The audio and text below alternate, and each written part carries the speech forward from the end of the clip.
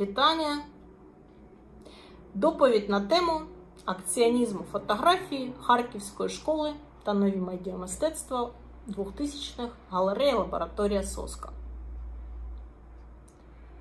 Вже зрозумілим, що початок 2000-х у харківському художньому середовищі став надважливим періодом для сучасного українського мистецтва.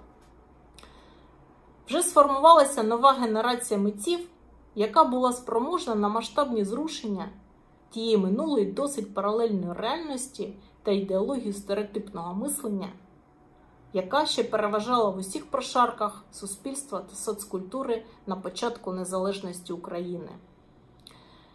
Нові молоді художники були покликані вибудувати перехід від старого часу до новітнього українського мистецтва.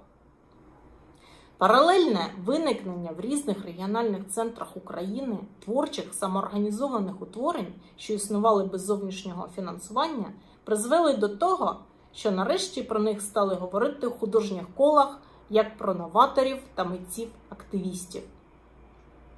Новий час, по перших десятиліттях української незалежності, вже закликав бути незаангажованим досвідом реакції на минулу дійсність. Це і стало головними виразниками і засобами нового українського стилю та нового часу. Одночасність виникнень груп молодих художників Києва РЕП та Харкова Соска сповнились протиріччями, а не взаємодією, та спочатку були на межі конфронтації. Але згодом сталося об'єднання зусиль задля більшої мети по оновленню всього контексту сучасного українського мистецтва.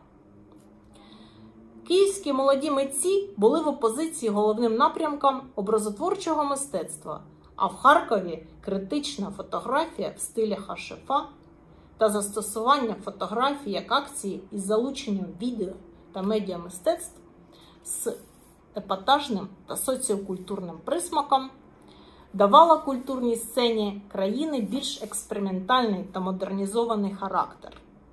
Все це потужно спрацьовувало на користь національним інституціям і особливо задля виходу з ідеологічного простору минулих часів.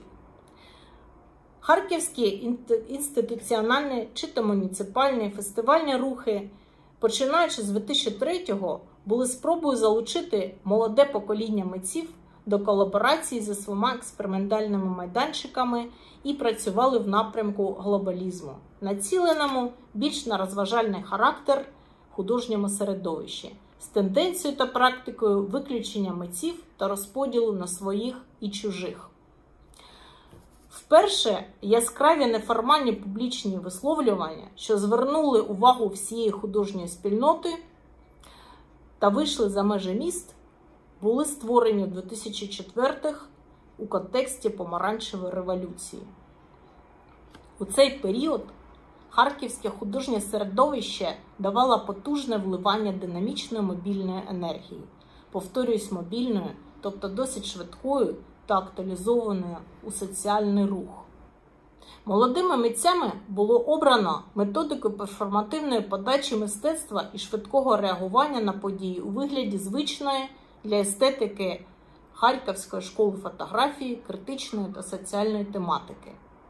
Конфліктність художніх спільнот всередині одного міста було помітним явищем, але, на жаль, залишається і надалі. Утім, на ґрунті цих настроїв з'явилась необхідність і особиста ініціатива самоорганізованих художників для створення альтернативної інституції Соска. За напрямком та ідеологією лівих, її діяльність була спрямована саме проти монополії на мистецтво. Хоча на початку якраз діяльність фокусувалась на практиці закритих відкриттів задля виключення випадкового глядача. Соска поставала на особистій мотивації зрушити щось у маргінальному середовищі та актуалізувати мистецький неформальний рух. Та частково, звісно ж, ґрунтувалась на досвіді критичного явища перехідного періоду групи швидкого реагування. Ця група існувала з 1993 року по 1996, та складалась з трійки фотографів Бориса Михайлова, Сергія Браткова та Сергія Солонського. Та якраз вони одним із перших використали в Україні акціонізм як творчий засіб висловлювання. Ця методика пасувала СОСКА і також частково застосовувалась у діяльності молодих художників СОСКА як і концептуальний напрямок. Митці нової генерації вже відчули вплив прискорення темпу та мобілізації соціокультурного життя. Художня атака у вигляді фотографічних акцій і перформативних практик та швидкий вплив на глядацьку аудиторію завдяки телевізійним новинам на харківських каналах – все це дуже резонувало з основними традиціями ГШР і було стрімким мистецьким висловлюванням. Це було вкрай необхідним методом для виходу за межі свого міста та з маргінального середовища 2000-х.